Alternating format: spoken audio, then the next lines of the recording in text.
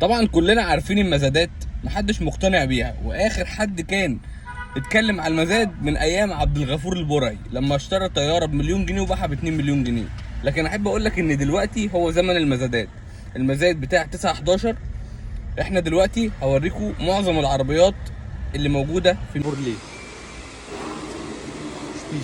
في كذا عربيه نازله المزاد، بس للاسف هي مقفوله. حاولت افتحها مش عارف افتحها. في ايه؟ كل الناس اللي بتكلمني بتقول لي مفيش الكلام ده. لا، في. انا في ارض الواقع اهو، وبقول لك ان في عربيات كتير نازله مزاد وباقل من سعرها. بس وفي عربيه بي ام 530 ار بي ام فتحة سقف اوتوماتيك 2006. على عربيه بورش كاين 4 باب زائد 8 سلندر.